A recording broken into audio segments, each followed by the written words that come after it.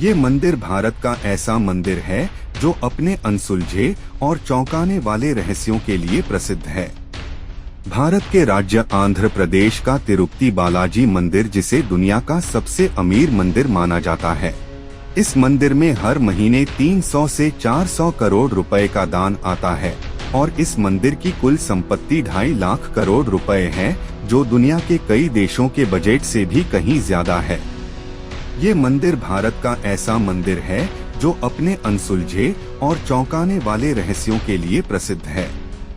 यहाँ ऐसे ऐसे चमत्कार होते हैं जो विज्ञान और मानव सोच से परे हैं। ये मंदिर भगवान विष्णु के एक अवतार वेंकटेश्वर को समर्पित है और कहा जाता है कि यहाँ जो मूर्ति है वह खुद से प्रकट हुई है।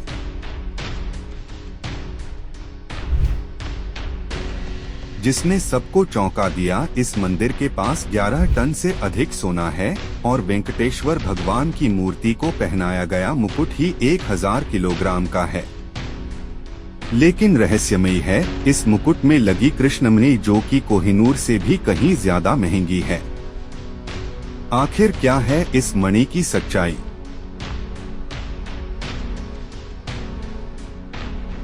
कहा जाता है कि इस मंदिर का निर्माण विजयनगर साम्राज्य के महान शासक कृष्णदेव राय ने करवाया था, पर ये सच नहीं है। इस मंदिर में वेंकटेश्वर भगवान की मूर्ति कहां से आई और इस मंदिर का निर्माण कब और किसने कराया, ये जानने के लिए हमें एक पौराणिक कथा को समझना होगा। इस कथा के अंत तक आपको मंदिर के रहस्यों की आधी सच्चाई खुद ब खुद समझ आ जाएगी। तो इस कथा को अंत तक जरूर देखें, क्योंकि यह आपको एक रहस्यमयी दुनिया की ओर ले जाने वाली है। पौराणिक कथाओं के अनुसार प्रलय के उस भयावह दौर की बात है जब समस्त पृथ्वी जलमग्न हो गई थी। पौराणिक ग्रंथों में वर्णित है कि पवन देव ने अपने उग्र रूप में इतनी प्रचंड गति से उड़ान भरी कि आकाश के बादल फट पड़े और ऐसा वर्षा का प्रकोप शुरू हुआ जिसने धरती को पूरी तरह जल में डुबो दिया। ऐसे में समस्त सृष्टि को संकट से उबारने के लिए भगवान विष्णु ने आदि वराह का अवतार धारण किया। उस दिव्य वराह ने अपने विशाल दांतों से संपूर्ण पृथ्वी को जल के गर्भ से बाहर निकाला और उसे पुनः स्थापित किया। इसके बाद सृष्टि पर पुनः जीवन का निर्माण करने के लिए ब्रह्मा जी ने विष्णु जी से अनुरोध किया कि वे यहीं रुकें। जिसके बाद विष्णु ने अपने वराह रूप को परिवर्तित कर एक नया दिव्य स्वरूप धारण किया। 4 भुजाओं वाला एक तेजस्वी स्वरूप जो साक्षात भगवान विष्णु का ही रूप था। इस स्वरूप में वे भूदेवी के साथ तिरुमला की पहाड़ियों पर निवास करने लगे। समय बीतता गया और कलयुग का आगमन हुआ। तब विष्णु इस लोक को छोड़ अपने बैकुंठ धाम वापस लौट गए, जिससे ब्रह्मा जी काफी चिंतित हो गए और उन्होंने नारद से अनुरोध किया कि वे श्रीहरि विष्णु को वापस पृथ्वी पर लाएं। इसके बाद नारद जी गंगा किनारे पहुँचे। वहाँ उन्होंने देखा कि कुछ साधुगण एक गंभीर विषय पर चर्चा कर रहे थे। वे यह निर्णय नहीं कर पा रहे थे कि उनके यज्ञों का फल किस देवता को अर्पित किया जाए।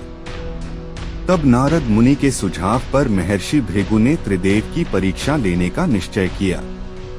सबसे पहले वे ब्रह्मा के पास गए, पर उस समय ब्रह्मा अपनी सृष्टि के निर्माण कार्य में व्यस्त थे, जिससे महर्षि काफी क्रोधित हुए और वहां से चले गए। जिसके पश्चात महर्षि शिव जी के पास पहुंचे। भगवान शिव ने जैसे ही महर्षि भृगु को देखा, वे प्रसन्न होकर उनका आलिंगन करने के लिए आगे बढ़े, किंतु भृगु ने उनके आलिंगन को स्वीकार करने से इनकार कर दिया और कहा, हे महादेव, आपने सदैव ही धर्म और वेदों की मर्यादाओं का उल्लंघन किया है। आप दुष्ट राक्षसों और असुरों को ऐसे वरदान देते हैं जिससे संपूर्ण सृष्टि को संकटों का सामना करना पड़ता है। इसीलिए मैं आपका आलिंगन स्वीकार नहीं कर सकता।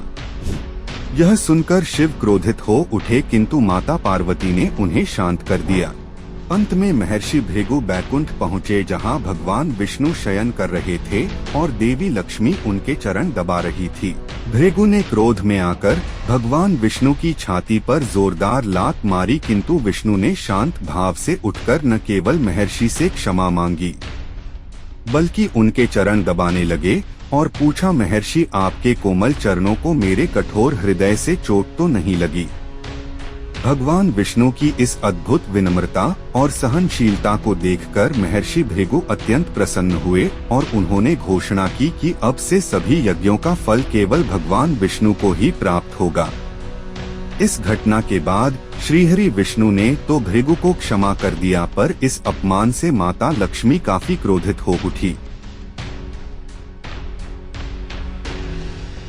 ऐसे और भी कई चौंकाने वाले रहस्य हैं जो विज्ञान के परे हैं, मगर भक्त इसे भगवान की लीला और उनकी उपस्थिति का प्रमाण मानते हैं। 9वीं शताब्दी से प्राप्त शिलालेखों के अनुसार इस मंदिर का प्रारंभिक स्वरूप पल्लव राजवंश ने लगभग 825 ईस्वी के आसपास अस्तित्व में आया। हालांकि वर्तमान भव्य संरचना का श्रेय मुख्य रूप से विजयनगर साम्राज्य को जाता है। इस मंदिर का इतिहास 9वीं शताब्दी में पल्लव राजाओं के शासनकाल से शुरू होता है, जिन्होंने काले ग्रेनाइट पत्थर से मंदिर का प्रारंभिक गर्भगृह बनवाया। इसके ऐतिहासिक महत्व को प्रमाणित करती हैं। वर्तमान में यह विश्व के सबसे धनी मंदिरों में से एक है, जहां प्रतिवर्ष लाखों भक्त दर्शन के लिए आते हैं। ये सारी बातें ये बताती हैं कि इस मंदिर को किसी भगवान या किसी एक राजा ने नहीं बनवाया। इस मंदिर का निर्माण कई सालों में अनगिनत राजाओं द्वारा करवाया गया और इसके निर्माण में कई रहस्य छिपे हैं। मंदिर की मासिक आय लगभग 300 से 400 करोड़ है, जबकि इसकी सालाना कमाई 5000 करोड़ से ऊपर पहुंच जाती है। इस मंदिर के पास 11 टन से अधिक सोने का खजाना है, जिसमें 1000 किलोग्राम का मुकुट और 2.5 टन सोने का कवच है। साथ ही और भी कई सोने के आभूषण है।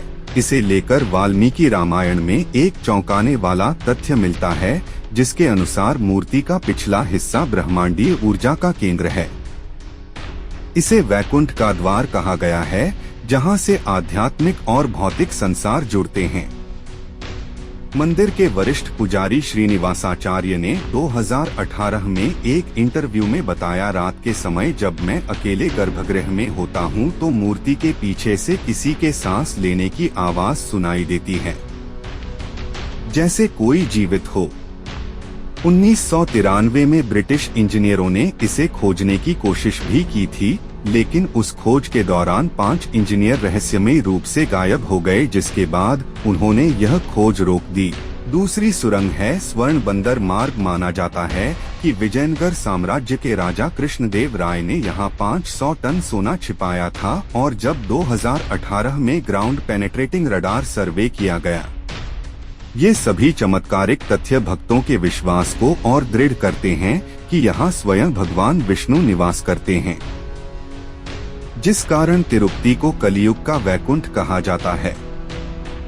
इन सब के अलावा सबसे ज्यादा चौंकाने वाली बात तो यह है कि बालाजी की मूर्ति के सामने हजारों वर्षों से एक दीपक निरंतर जल रहा है, वो भी बिना किसी तेल और बाती के। आखिर इसके पीछे क्या सच्चाई है? तो पाया कि यह दीपक एक अमृत तुल्य नामक तेल से जलता है, जो हिमालय की जड़ी बूटी से बनाया जाता है, और इसकी बात ही देवदार वृक्ष की छाल से बनी है, जो हजारों वर्षों तक नहीं जलती बल्कि धीरे धीरे रूपांतरित होती है।